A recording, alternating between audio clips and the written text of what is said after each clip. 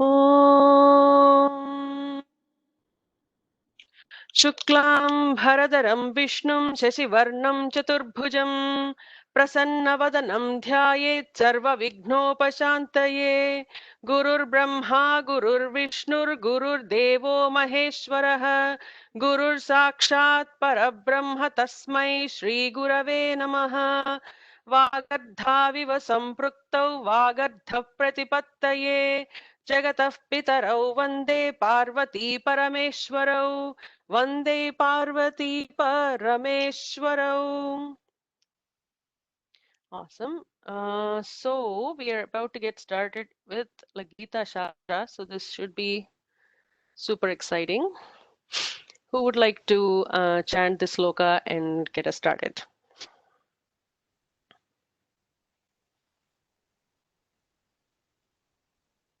Great. Please go ahead. Shri Bhagavanuvacha Shri Bhagavanuvacha Ashocyananvashocastvam Prajnāpadāṃsca bhāshase Gatāsūnagāsūṃsca Nānushochanti panditaha. Panditaha. Panditaha. Awesome. Thank you. Sri Bhagavan Uvacha said, Tvam, you, Ashocyan, those who are not to be grieved for, Anvashocha, grieve, Prajnanavadan, words of wisdom, Bhashase, you speak, Cha, and Panditaha, the wise, Gatasun, those from whom the breath has left, Agatasun, those from whom the breath has not yet left, Cha, and Na Anushochanti, do not grieve. Sri Bhagavan said, you grieve for those who are not be grieved for, yet you speak words of wisdom. The wise do not grieve for those who are gone and who are not yet gone. Arjuna, confused about dharma and adharma, overwhelmed by sorrow, became a shishya and asked for Shreyas. Wanting to help Arjuna out of his sorrow for good and knowing that relative Shreyas was useless here, Krishna's teaching was for imparting self-knowledge alone. The subject matter of the rest of the Gita is self-knowledge, Atmajnana, the cause for the removal of sorrow. Shankara's commentary starts with this verse since it marks the beginning of the teaching. While the word Tvam, you, refers to Arjuna, it can also apply to any second person. The word is significant given that the whole Vedanta Shastra is nothing but Tattvamasi, that thou art. The first 6 chapters of the Gita deal with you alone. What is you in the equation Tattvamasi? You are that, means you are equated to that. That has to be presented, and the meaning given is the Lord Ishvara. Therefore, Tattvamasi means you are Ishvara. That there is a difference between you and the Lord is obvious.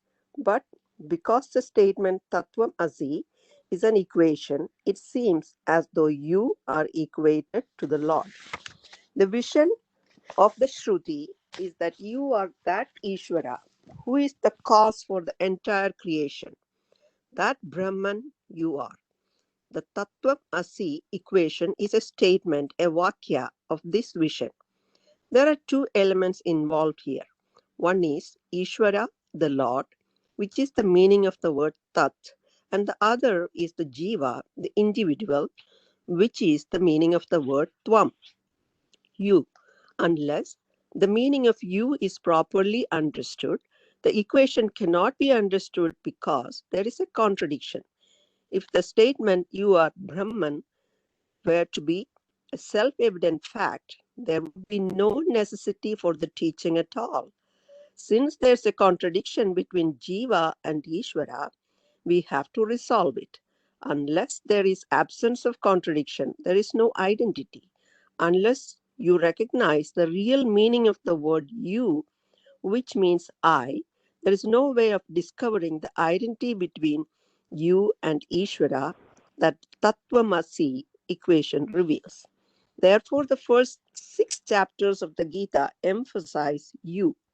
The next 6 chapters deal with that, the Lord, and the last 6 chapters deal with the identity between the two.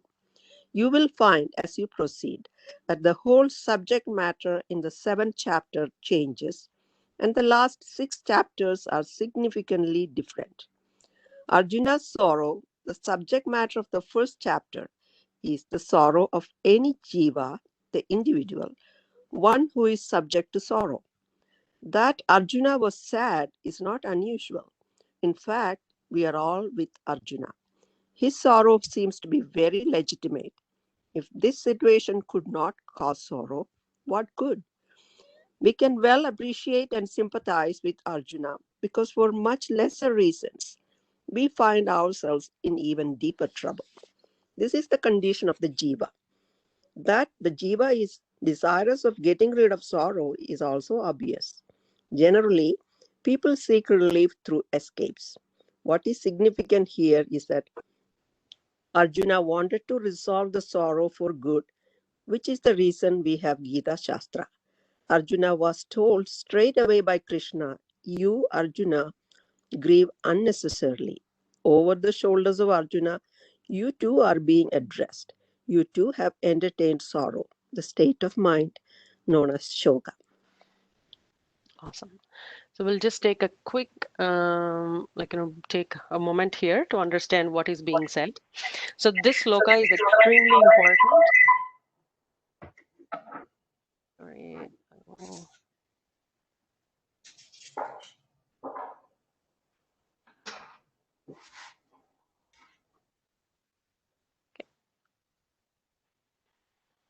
So this sloka is an extremely important sloka. What we say is this condenses the entire Gita Shastram in one bit. And what is that saying? Self-ignorance is the cause of all human problems, and therefore, because it is self-ignorance, the remedy would be self-knowledge is the only solution for all the human problems. And how is it in Sanskrit, the way we call it? Atma ajnanam samsara karanam, Atma jnanam moksha karanam. So Brahma Vidya means self-knowledge, and we actually talk about Gita Shastra to be Yoga Shastre, Brahma Vidya Yoga Shastre, right? So Brahma Vidya is the central theme in the entire Gita Shastram, and no doubt, like so many topics have been discussed here, like the Karma Yoga, Upasana, Japa, Puja, Dhyanam in the 5th chapter, Bhakti.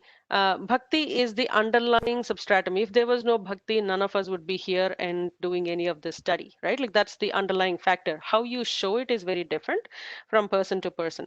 But all of these topics are being dealt with in Gita. Uh, but the central theme, or what is being told, what is being taught here is Atmajnanam. So the simple term that Bhagavan is using here that actually strikes us very hard and profound way of just thinking about what he means. Panditaha na anushochanti is in one line he says that. So this statement means that wise people, panditaha, do not grieve in life. Therefore, a wise, and here wise person means somebody with self knowledge. Atmajnani is a panditaha, and Krishna is telling the entire humanity, if only they have some open mind. Are you grieving? Yes. If you are grieving, then you are not a wise person. And how so? Because, as again going back to the original statement, those who are wise, asun means asu means life prana, the prana, the life breath that is allowing us to live. So what Bhagavan is saying is, for the gone and for those who are not gone, like who have not left or prana has not left from them, A panditaha will not be worrying or is not going to show sorrow for either of those two people. And in general, that's what is a situation for Arjuna. So that's a situational quote. But in general, for humanity, if a person is encountering any grief, right? So it's a universal question. If anybody complains, I'm sorrowful, I'm depressed, I'm upset, I don't have what we say in Telugu like nimmadi, I have anxiety. So all of this means that there is some sort of like, atma jnanam or vijnanam that is missing. And when we say, what is the medicine for ignorance? A simple thing is like jnanam. And therefore, in even the Guru Stotram or anything, we talk about a guru is somebody who gives us that knowledge that is required. The other part is what Shankaracharya insists in this particular sloka. He gives an elaborate explanation of the importance of karma yoga and jnana yoga at this point. And he says, can karma, any action, give moksha? He goes into a lot of detail about that. And the question that gets asked, what Shankaracharya says, ask a counter question: can action remove ignorance? And we know that no action can remove any type of ignorance. And my Guruji used to say, if it is like, physics, chemistry, or English, ajnanam that we have, if action can remove that ignorance, instead of sending children to school, send them to do some work. One day work, they'll just get English jnanam. The other day, they'll get chemistry jnanam. Since that is not happening, we go and study about it. We understand it. And then we can do, probably, if you want, just go into a physics laboratory and explain, based on the understanding you have, you do some practical experiments with it. But generally, jnanam has to be obtained through the shastras, through studying the shastras or the scriptures. That's how we will get it. What karma helps is an extremely important step. What karma helps is to purify our mind, that when we are studying the shastram, then that shastra, it is very easy for us to imbibe the knowledge that is being taught in the shastras. So Shankaracharya goes into a nice detail about these two topics, that sorrow is the primary cause of all, ignorance is the primary cause of all sorrow, all samsara, and that only through knowledge you can get rid of that ignorance. If there is darkness in the room, we bring a light. Similarly, the Shastra teaches us knowledge and dispels the ignorance. Okay, so with that, we'll go into understanding what is deserving of grief. Who would like to read this one? I'll read. Please go ahead. Okay. What is deserving of grief? Shochya is that which deserves grief, that which has legitimate basis for sorrow. In the society, we have universally accepted that certain events are matters of sorrow while others are not. For example, when someone is about to be married, we do not send condolences. We send congratulations. Marriage is a matter for joy and laughter, not for sorrow. It is the case in any culture. For a death, on the other hand, even when there is relief involved because the person was suffering extreme pain and required constant care, there is a tinge of sadness when someone dies. Therefore, death is synonymous with mourning and can be called sochya universally. There is also personal sochya. You may be sad because of something that has come or gone, whereas another person may not be sad at all. A man may be very happy that his mother has come, whereas his wife is a pack of nerves. For him, the event is not sochya, but for her, it's a great sochya. Because this woman has walked into their home, one person becomes a pack of nerves. The other is ecstatic because he can show off his accomplishments to his mother. The event is the same for both of them, but for one person it is sochya and for the other it is asochya. Thus, we find that some things are sochya universally and the others are sochya only for an individual. Culturally, there may also be peculiar situations that are sochas. In some cultures, the birth of a girl is sochya, whereas in other cultures, the birth of a boy may cause sorrow since too many boys are definitely a problem. Thus, An object of sorrow, shoka, is called sochya, just as an object of knowledge, jnana, is called gneya. An object of sorrow means a situation that causes sorrow, be it an event or an experience. A situation that does not cause sorrow is called asochya. Here, Krishna's contention is that whatever may be the situation, you have no legitimate reason for grief. In the coming verses, he will establish that there is no legitimate cause for sorrow, both from the relative and the absolute standpoints. Awesome. Would you like to continue to the next topic?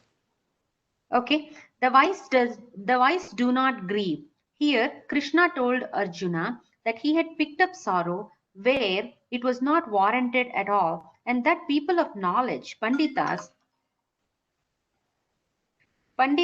do not enter in. Panda, is it panda or panda? Panda. Panda. Okay. Panda means self-knowledge, and a pandita is one in whom self-knowledge is born. Krishna also acknowledged in this verse that although Arjuna was grieving over that which did not deserve any grief, he had also spoken words of wisdom. Bhagavan remembered all of Arjuna's words from the first chapter when he spoke so eloquently about who would go to Naraka and why the Dharma would be in trouble, etc. While acknowledging the wisdom of Arjuna's words, Krishna told him that people of wisdom do not grieve. Arjuna was not a wise man, and that was his whole problem. Krishna knew that all he had to do was make Arjuna a pandita so that he could not see a problem where there was not one was presently doing. The sorrow itself was unwarranted, which was why he was aggrieved. With reference to what do the wise not grieve? Lord Yama, death, can interfere at any time. There are many breaths, and any one of them could be the last. One breath alone does not last for 80 years. Between every inhalation and every exhalation, there is a gap. Therefore, how do you know which breath will be the last? Only when the next breath comes do we know that the last breath was not the last. The verse makes a distinction between one who has breathed his or her last and the one who has not. Men of wisdom do not entertain any grief either of the dead, either for the dead or for the not yet dead. Why was death referred to here? Because all of Arjuna's arguments revolved only around death. He was always talking about the imminent death of his teachers and members of his family. Destruction was involved because there was a battle ensuing. This was one reason. In addition, death is the only event that uniformly, universally evokes sorrow. But we would never send condolences to the devotees of a Mahatma. We only seek his continued blessings.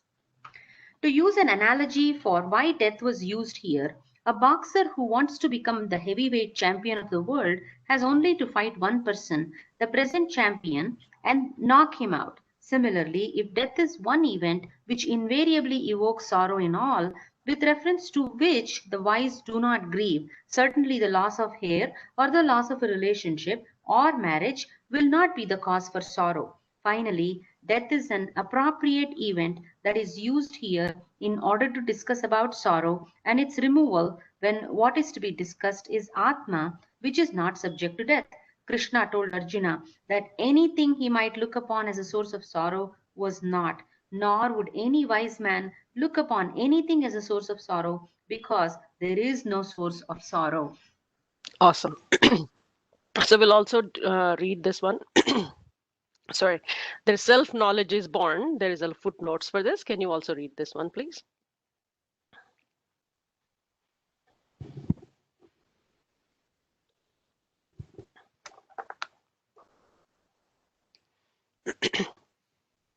Hello, can you hear me? Panda Atma Vishaya Buddhihi Yesham Te Panditaha Sham Shabha. Panda Atma Vishaya Buddhihi Yesham Te Panditaha. Panda, self-knowledge. The one who has this self-knowledge is a Pandita. Awesome. Shabha actually means Shankara bhasyam. Okay. So we'll go to the next topic. And at any point, if anybody wants to share any thoughts or have a question, just let me know. Who would like to read the next topic? I can read. Can I Go ahead, please? Taraji. Yeah, After Taraji? he can go, Sriji. Okay. Go ahead, Pranita.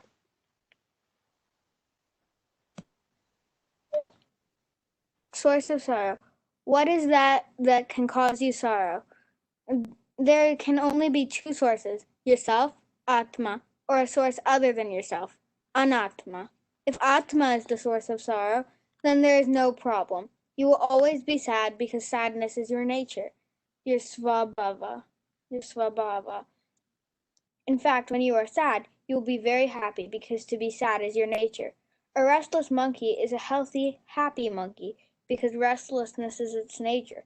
A quiet monkey is a problem and should be cause for concern. If you are taking care of a monkey who suddenly becomes very quiet, do not think he has become a sadhu and is meditating. He definitely has a problem and may require attention. Similarly, what is natural to you cannot be a source of sorrow. If sorrow is our own nature, then we have no cause for sorrow at all. We should all be happy being sad. Thus, if Atma is the source of our sorrow, then sadness is not a problem.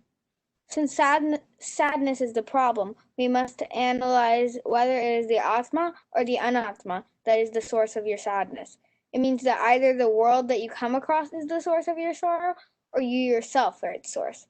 In other words, you are a source of sorrow to yourself.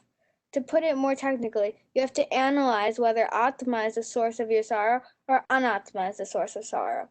This analysis is the sole subject matter of the Gita. Panditas are those who know the Atma and Anatma. If you know the Atma, then you naturally know the Anatma, also because what is not Atma can only be Anatma. Conversely, if you know what Anatma is, you will also know what Atma is. Therefore, knowing one implies knowing the other. Arjuna's grief was due to not knowing the difference between Atma and Anatma. That is, he did not have Atma Anatma Viveka. Knowing the difference, Viveka, resolves the problem. This verse identifies the subject matter of the Gita as Atma Anatma Viveka and states the result of such knowledge, knowing themselves the wise do not grieve. The Gita Sahasra, is that right? No, the Gita Shastra. Sahasra is the connection between the subject matter and the result that it reveals what the Atma is, thereby enabling one to become wise. And who is qualified for this knowledge? A qualified person is one who has a good degree of dispassion, vairagya Vairagya. with reference to his or her likes and dislikes, and who has a desire for liberation, mumuksha. Here, Arjuna is the qualified student and Krishna is the teacher. Awesome. Thank you, Pranita. And pop quiz. Does anybody remember all the four qualifications to get Shastra, like Brahma Vidya?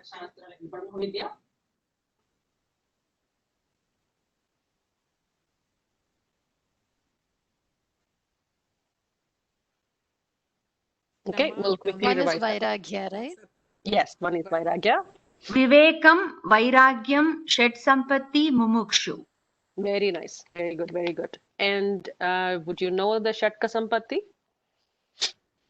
Shama, Dama, Uparati, Titiksham, Shraddha, and Samana.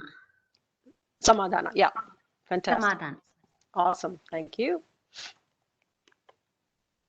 So these are, I think, very important terms to just remember, especially like, when we come to applied Gita is what I call it. It's a practical approach, as we were discussing in the forum too. It's knowledge that is not just going to be put it on shelf like once a week we'll take it out and we'll read it for an hour. But it is something that we can ingrain into our lives on a day-to-day basis. It just is applicable at every moment of our life. And some of these terms, whether it is a term that we should remember, may not be as important as applying those characteristics and qualities into our life is what will transform how the whole lifestyle. And I call this the Gita lifestyle. Okay, we'll go move to the next topic. Taraji, would you like to read this one? Yes. A pragmatic view of this verse. This verse can be viewed from the standpoint of a pragmatist who has no belief in any scripture or its statements, or it can be viewed from the standpoint of a person who has his faith, Shraddha, in the survival of the soul after death, from the standpoint of a believer, Astika, a follower of the Veda. It can also be viewed from the standpoint of the vision of the Gita, the standpoint of Atma itself. The practical person's standpoint is that any sorrow, if analyzed, has no legitimacy. Legitimate sorrow is sorrow that is commonly accepted. The question is there a sorrow which can be called legitimate? For example, for a simple practical person, if sorrow produces a result that you want, then it is legitimate for you. Otherwise, it is not. That we all have sorrow is not in question for the practical person, but the point is that it does not produce any result. When a person is sad because someone very near and dear has died, what does the sadness produce?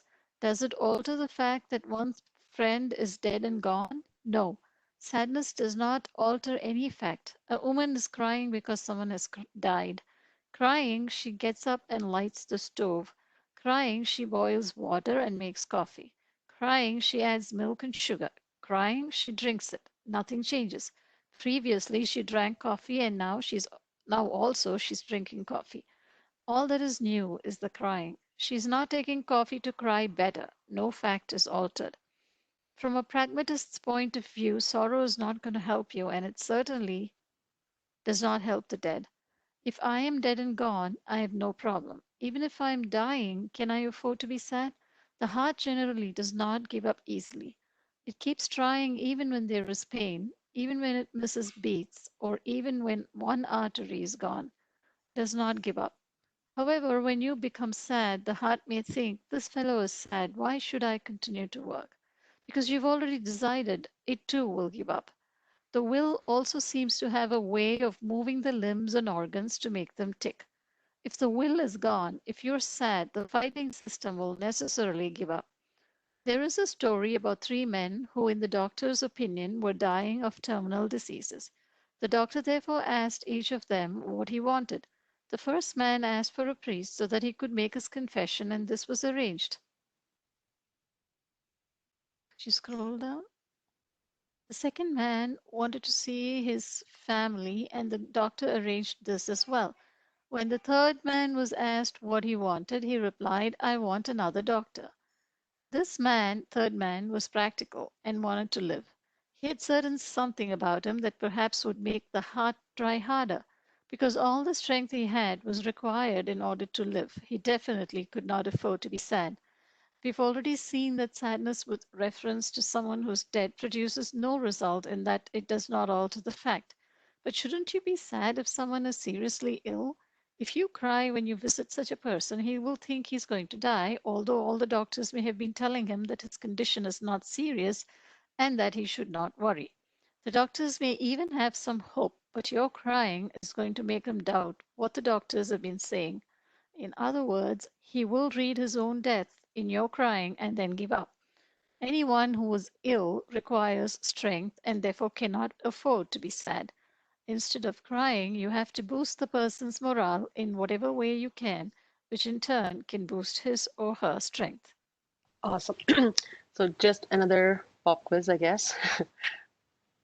So here, does anybody remember the term Astika and Nastika? We did this in the introduction, just wanted to bring it up one quick time. From a standpoint of a believer, Astika, the follower of the Veda, Astikas and Nastikas don't mean that somebody believes in God and doesn't believe in God. It's just Astikas are the followers of the Shruti and Smriti, and Nastikas don't follow the Vedas. That's the main difference. It's not, Nastika doesn't mean atheist. There is a difference in the definition. Okay. And I think I wanted to send this in the forum as we were reading through this. If anybody is feeling sad for the reference of the material to my personal life, please don't feel so. I am doing absolutely fine. And this really helps just revise all the material that I've been studying for years. Who would like to read the next topic? can read, Sriji. Please go ahead. Thus, crying does not alter the fact that the dead have gone and the dying do not require your crying. If you yourself are dying, crying is also useless. Why then this sorrow? Sorrow still takes place. It is born of confusion, aviveka. What is subject to change will change. Why then sit and say, they are changing, changing is changing. One who dies is one who is subject to death. Therefore, the one who will die dies, and the one who will not die does not die. What is not subject to death will always remain, and what is subject to death will not. Death may come earlier than expected, but it is always expected, although we do not know which breath will be last. Grief, therefore, is never legitimate. From the practical person's standpoint, sorrow is useless, and for the one who believes that jiva continues after the death of the body. Sorrow is not a problem because jiva itself does not die. Twofold teaching methodology. Okay. Yeah, go ahead, please. Twofold teaching methodology, pravritti and nivritti. The first portion of the Vedas in the form of pravritti, meaning that you engage yourself in positive pursuits in order to accomplish certain ends which you do not have now and want to accomplish. These pursuits may be in form of progeny, wealth, another world, a better birth, and so on, all of which require appropriate effort to achieve the desired ends. This subject matter of the Vedas is the form of effort-based pursuit in terms of action. Karma is called Pravritti Atmaka Shastra. The karma enjoined in the first portion of the Vedas is threefold from standpoint of means of doing it. Mental activity, manasa, speech, vachaka, and physical activity involving the limbs, kaika. For example, repeating the Vedas is a prayer employing both mind and speech. Chanting the Purusha Sukta is also a prayer in praise of the Lord and Purusha, who is everything. Purusha Sukta also gives you the knowledge of the Lord. Any Sukta is both a prayer and something to be understood. Chanting is a karma which is vachaka. However, chanting can also be anga, a part of ritual. For instance, a pandita may chant the Purusha Sukta line by line while offering a flower or some other oblation. Thus, the same mantra can be chanted themselves, forming a prayer, or used as part of a ritual. This threefold karma, kaika, vachika, and manasa, is the subject matter of the first portion of Vedas and is what is meant by pravritti, what you must do to accomplish certain desirable ends. Do you want me to continue, Sriji? Yes, please. Okay. We'll finish this topic and then we'll pause for a minute. Okay. The last portion of the Vedas, called Vedanta, is Nivritti Atmaka Shastra, in the sense that is purely in the form of negation. The first part of the verse we are presently studying, Asocham Anvasochatvam, which reveals the entire subject matter of Gita, is also a form of negation. In Pravritti, the doer, the Karta, is retained. The Karta is told to do certain things in order to accomplish certain results. Whereas in the Vedanta portion, the very notion that I am the doer is questioned and negated.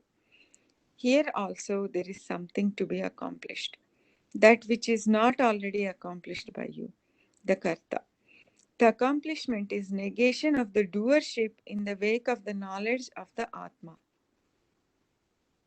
The portion of the Veda which says that you are the reality of everything, that you are the whole, is in the form of negation, nivritti, in the sense that all the notions that you superimpose on yourself, the Atma, are negated. Therefore, this part of Veda is in the form of knowledge, jnana, leading to the negation and recognition of what I am not and an appreciation of what I am. Sorrow is something that is superimposed upon the Atma due to the non-recognition of the nature, the reality, Swarupa of the Atma. Therefore, all sorrow is really without reason, because sorrow itself has its roots only in non-recognition of the self and confusion. The word anatma cannot cause you sorrow, or can atma be a source of sorrow. Thus the words starts with negative particle nan meaning not, asochan meaning na sochan. Generally, a nan would not be the first word of any shastra, negation not being an appropriate beginning. A shastra should begin with something positive. Here, the shastra being in the form of nivritti begins with na. It begins with the word asochan, meaning that nothing is deserving of grief. Because Arjuna was in sorrow, the word asochan is extremely relevant here. The Lord is called Hari because he is the one whose grace removes everything. The Lord is a robber, remover of all your problems, of everything that you do not want. Lord Vishnu is Hari and Lord Shiva is called Hara. Both their names originate from the same root, to rob, to remove. Awesome. Just on that note, in the Vishnu Sahasranamam and Lalita Sahasranamam classes, we talk about Hrim to be a bijam that also used for the same purpose. I think we should just finish this next two paragraphs, if you don't mind, because they're relevant here, and then we'll just pause for a minute to just go back and revise before we go to the two orders of reality. Sounds good, Sriji. Sorrow is not reasonable. Arjuna is told, you are aggrieved for no reason. You have entertained grief with reference to situations which do not demand any grief on your part. Bhishma and Drona can take care of themselves. You need not have any grief on their behalf or for any other reason. If you understand everything from the standpoint of Atma, there is no sorrow. From any other standpoint also, sorrow is not reasonable. It is not that Arjuna was advised to have no sorrow. Such advice would not have been proper. Therefore, we should not say that we should not be sad because Gita says so. Nor does the Shastra say that it is not proper to be sad. It says there is no reason for sadness, meaning that sadness, sorrow is something to be inquired into and understood. Fantastic. Two orders of reality. So we'll just pause here for a quick minute and then we'll continue. So few important things to note here, and I'll just scroll back for a minute. So think about this term, like sorrow is something that is superimposed upon the Atma due to the non-recognition of the nature, the reality, Swarupa of the Atma. That is a very, very important aspect to understand on why there is a difference between here, it's a little confusing, contradictory statements. Oh, Gita is not saying don't be sad, but it is saying it is not, that there is no reason for sadness. So a couple examples. If we think about fire, the intrinsic nature of fire is to be hot. And when we go light a fire in whatever kind of an environment, just assume we'll go into somewhere near the North Pole and we start trying to light a fire. It's not very easy, so that Agni will not just form immediately.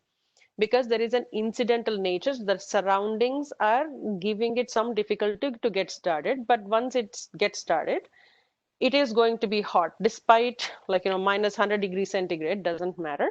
It would be hot and around that fire, or the fire itself is very hot. So there is a difference between the very nature of what fire is versus the kind of circumstances that are existent around it.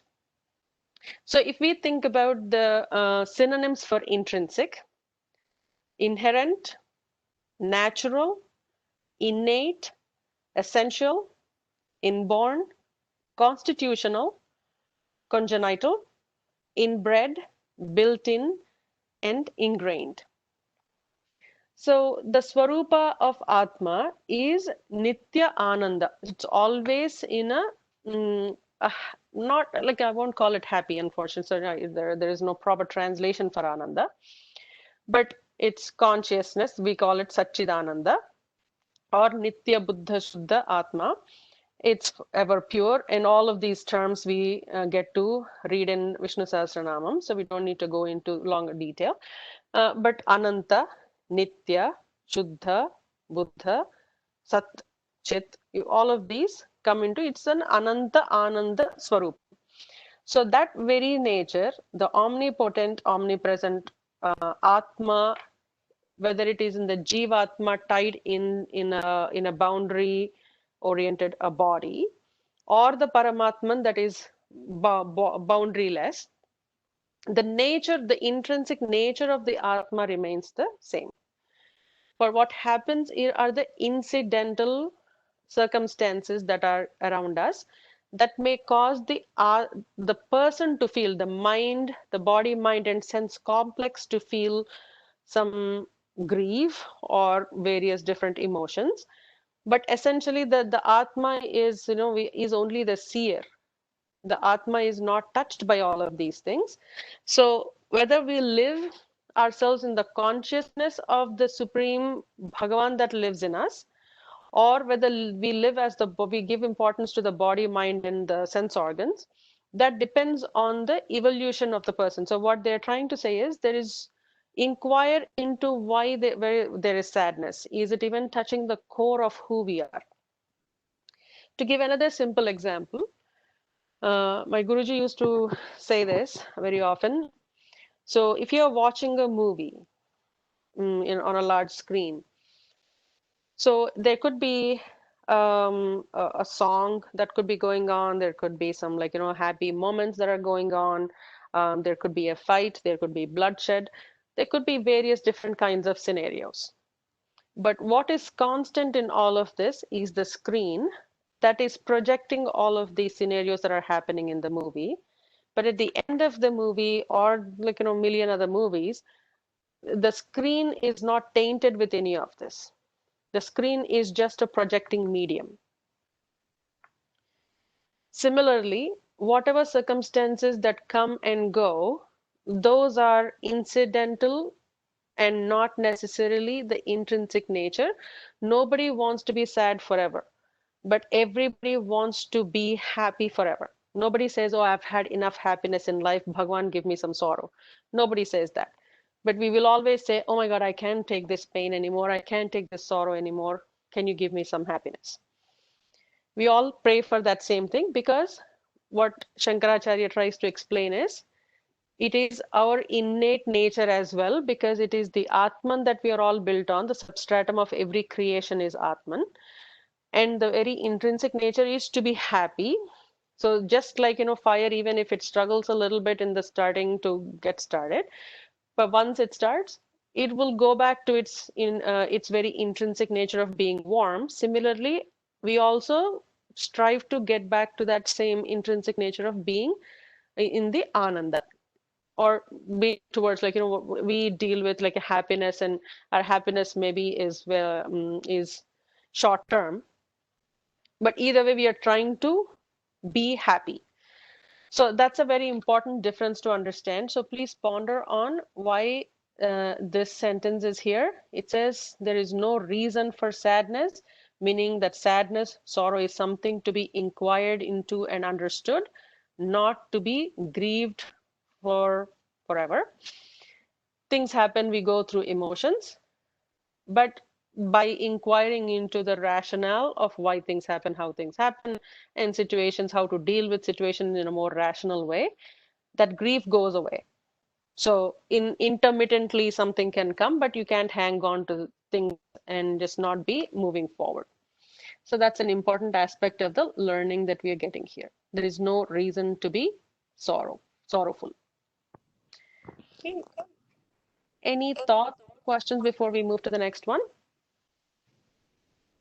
Just have a thought. Sridevi, Padma here. Please, go ahead. You were talking about the happiness, right? So something came to my mind. Maybe I'm wrong. I don't know. But at the human level, I'm thinking happiness is a level when you talk about, and you said about the Atma, the intrinsic nature of Atma is bliss.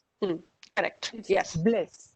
Yes. The word That's the is word. bliss because I think we were discussing and I was thinking that is Yeah. a state which is unaffected by anything. It's a state of bliss. Correct. Exactly. Very good point. Yeah. Thank you for that. Yeah. Thank you. Appreciate it.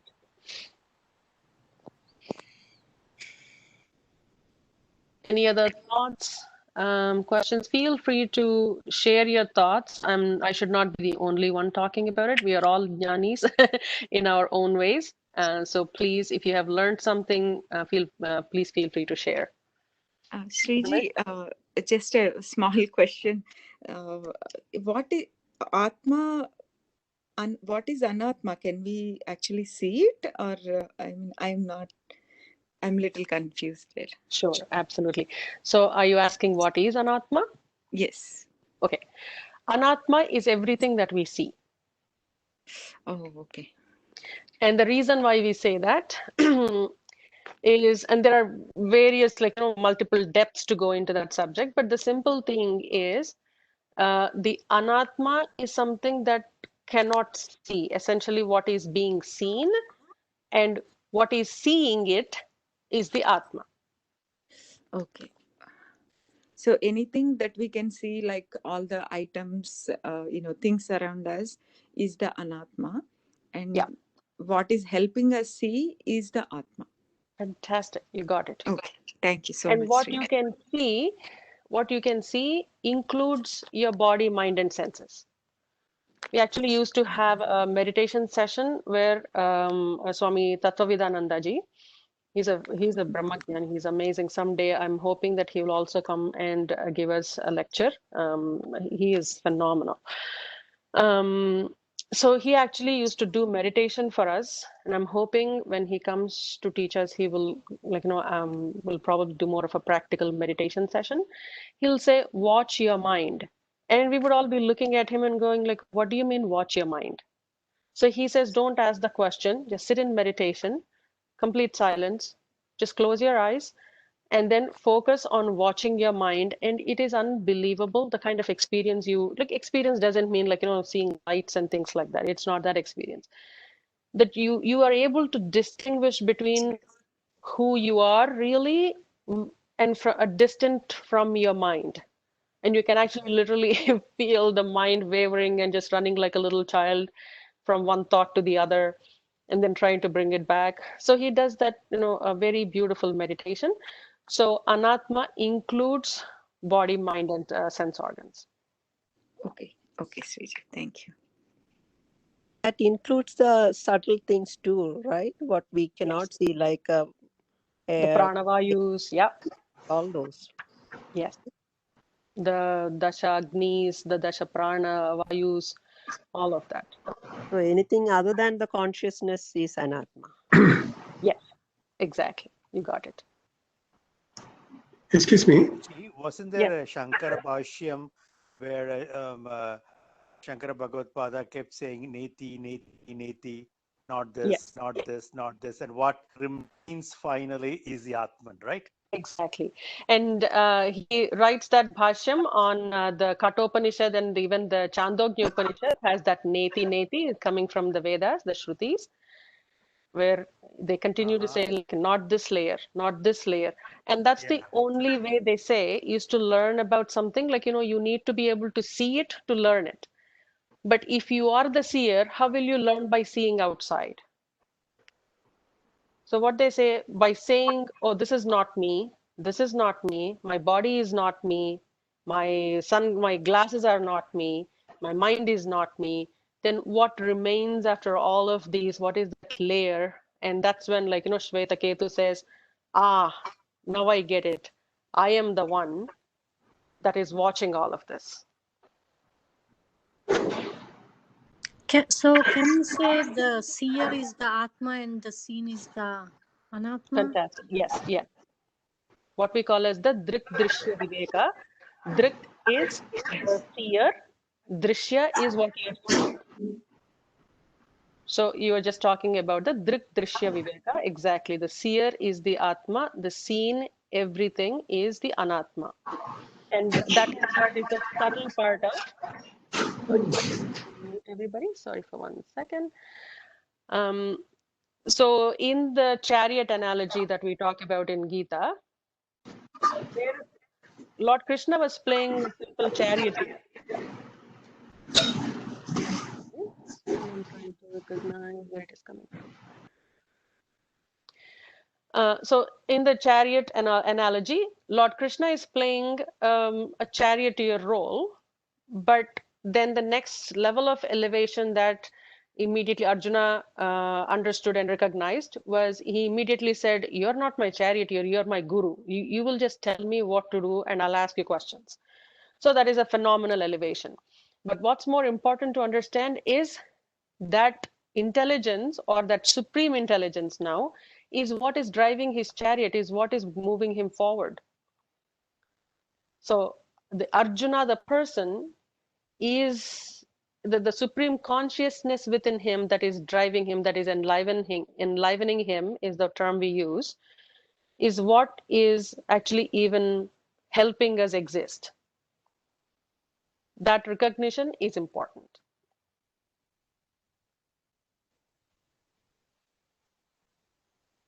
So, Narayana, you had a question? Sriji. Yeah, Sriji, last week's lecture, I could not understand the full meaning of causal body. Very good question. So think about it as a seed, the potential of a tree. So you'll have you have your tree that you see outside. Let's assume that to be your sthula shariram, or the gross body. The sukshma shariram are all those veins and everything that you see in the leaves, and how the water is being transported from the roots to the leaves, and how fruits are being created, flowers are being created. There is something happening inside the tree that is making all those happen, right? So that is the sukshma shariram. Let's assume that. Yeah.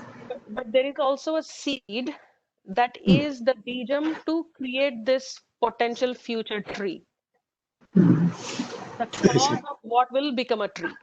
So our causal body is what will potentially become us. So what happens in a life cycle is, before somebody is born, their karmas and everything, they get stored in this causal body. In a future janma, this causal, the bijam, will become a potential human being, or some other being for that matter. Doesn't have to be a human all the time. But the cause of what will become a sukshma and sthula in the future. Or in the past, that's what we were. So the causal body and the Atma are different things?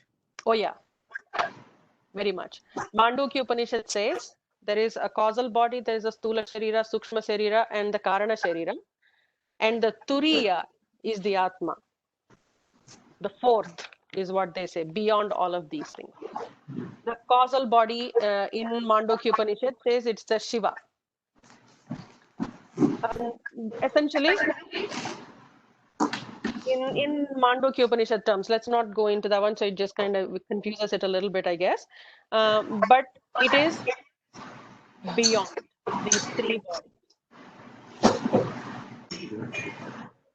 Deviji, we can't hear you. Mute everybody. Yeah. So it is the fourth. In Mandukya Upanishad's language, it is called the Turiya. Sarira, Sukshma Sarira, and what is the word for causal body? Karana Sarira. Karana. Yeah. It's essentially the karanam to become the sthula shariram in the future, or it was like, we were a causal body at some point, and there is that still remains in us to collect all the karma phalas, like, whatever records that are being taken. Potentially, I'm assuming it's all being stored in that seed. It's like a drive, I'm assuming, like, probably a more like later, like, contemporary version of that, something that is recording and keeping a note what we would be in the future. In Malayalam, we call a seed vitta, means with, referring to with, there's knowledge, the knowledge that is necessary for the seed to grow into a tree. So all vitta, seed is called vitta. So that shows everything, all the information for the tree is in the seed. Just like, Exactly. Yeah. And in Telugu also we call it the vittanam, that is exactly the same meaning. Like a hard drive. Yeah. With all DNA code and everything.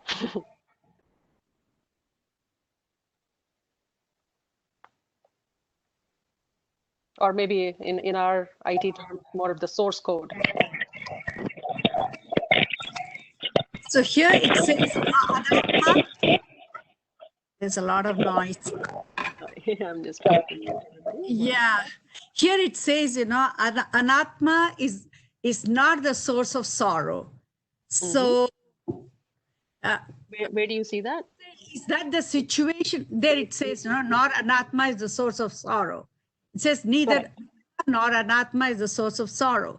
So what it says is anatma is the situation.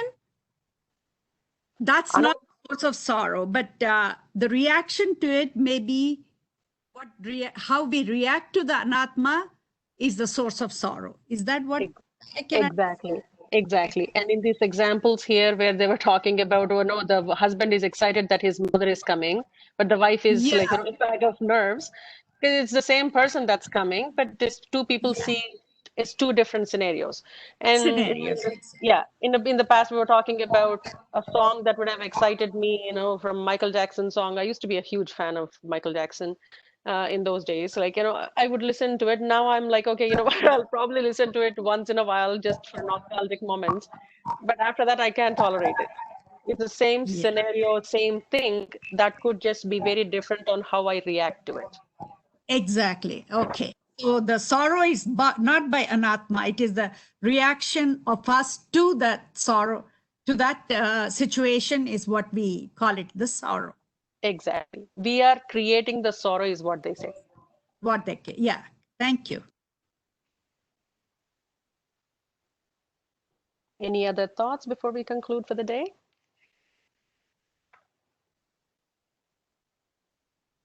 Okay. So we'll it's kind of conclude. like the independent variable in science. Like everything is the same except one thing, and that can make the big difference in the whole situation. Yes, absolutely.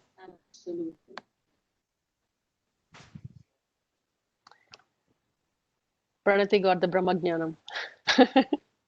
Very well done, Pranati. Very proud of you. Very, very cute. So if we can see there in that way, the Atma is the independent variable. Correct. And we see the others as dependent variable. Which is exactly the truth, because everything else depends on that original consciousness, or at least originated from that original consciousness for its existence. So think back to the scientific example that we were talking about. If there is one God's particle that is bubbling with so much of energy in it that could create the universe, but this is the karanam for the universe, right? The Bhagavan. And with the sankalpa matrena is what Vedas talk about, with just mere thought that there is that sankalpam to create the universe, and then there is the Big Bang, and the energy, matter, and consciousness spread to become the manifested universe. But until that sankalpam, the Ichcha Shakti, has happened, the manifestation has not occurred. So for the manifestation of the universe to happen, that consciousness had to start. Therefore, we say everything is dependent existence on the consciousness, the originator of the universe, the So creator himself. in that case, the attitude also should be a anatma, right? Yes. So why is it saying that anatma sorrow is not due to anatma? Sorrow is not due to anatma. Yeah, it says the word anatma cannot cause you sorrow. Anatma cannot cause us sorrow because nothing outside is trying to cause us sorrow. We are creating the sorrow because of how our mind has been tuned to things. Yeah, so that's If what I'm my saying. Mind is also part of anatma. So how can you say anatma? It's not caused by anatma. it is we are creating those scenarios for ourselves using our vrittis, though it is not intending to create that for us. Mind has not been created to create sorrow for us.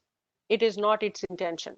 The same mind, a person, for example, Like uh, your mind won't happen like that. Only the mind with all those vrittis will affect. Is that what? correct, we are creating that, so the sorrow can be is being generated for us because of not having the proper awareness.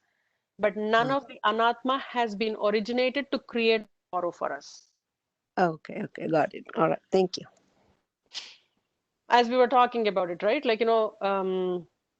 In a scenario where Bhagavan talks about take the highest, something that will cause us the most sorrow is death, and the same death can be taken in a family of say 5. It can be taken very differently by all 5 of them. True. Yeah. And how it's taken is dependent on how much knowledge I have in understanding why such a certain situation has happened, and rationalizing with it, and understanding that there is nothing that my crying would do for it anyways. So it is a situation that I am creating for myself, not the situation trying to force something on me, or my mind forcing something on me. The mind cannot force anything on my Atma. Mm-hmm. But if I see it through my Atma, knowing that I'm my Antaratma inside, if I'm able to relate to that, my situational sorrow will be lower compared to if I see myself as the body, mind, and the sense organs. Mm-hmm. Okay. So, Thank Sri you. Vijay, just one thing. Can I share how Yeah, we are please, late? Yeah. please. No. I was just thinking. So, all scriptures and all teachings always tell us take everything equally.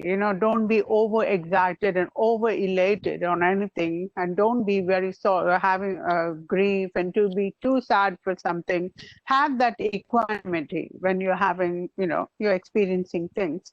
So that stage is actually helping us to see the nature of the Atma.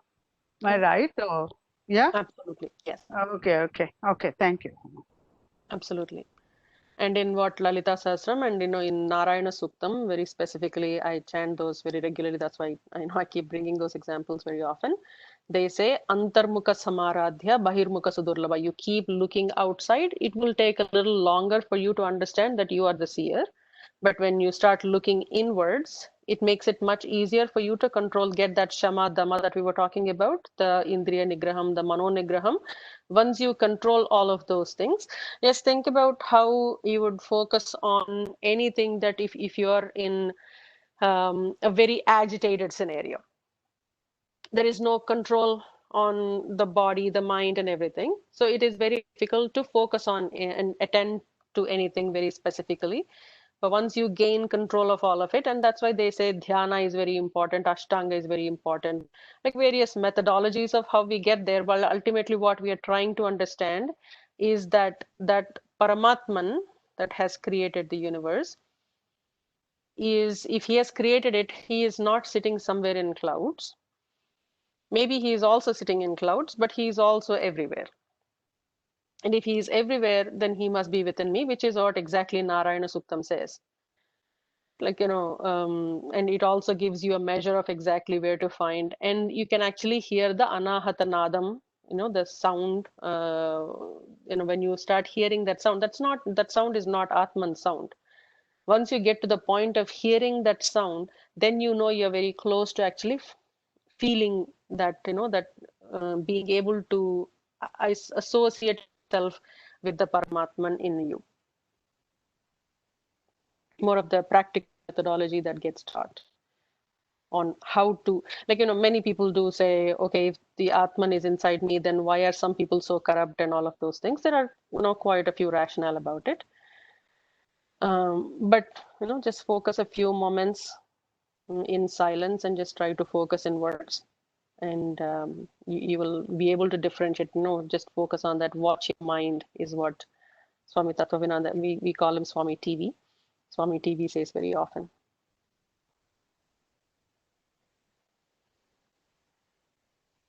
Okay, shall we conclude here? Okay, we'll conclude with a short prayer. Om Purnamadah Purnamidam Purnat Purnamudachyate Purnasya Purnamadaya Purnamevavasishyate. Om Shanti Shanti Shanti. Harihi Om Sri Gurubhyo Namaha. Harihi Om. Loka samasta sukhino bhavantu. Sarvam Sriman Narayana Charanara Vindarpanamastu. Thank you so much for your time. Catch up next week. Thank you so much. Thank you. Thank you, Sriji. Thank you. Thank you, Guruji. Thank you.